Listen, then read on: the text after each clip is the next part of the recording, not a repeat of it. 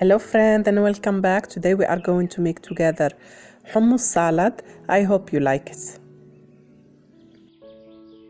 I'm going to use boiled chickpeas, garlic, salt, lemon and tahini.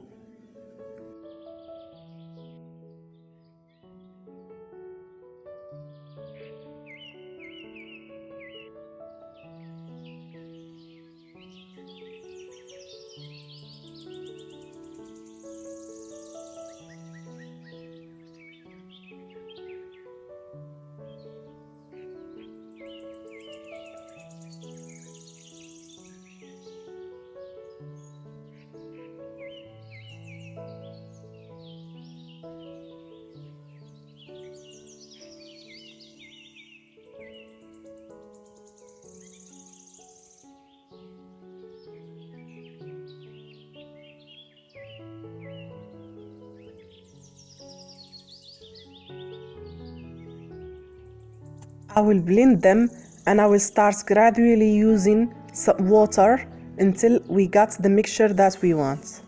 We keep adding water.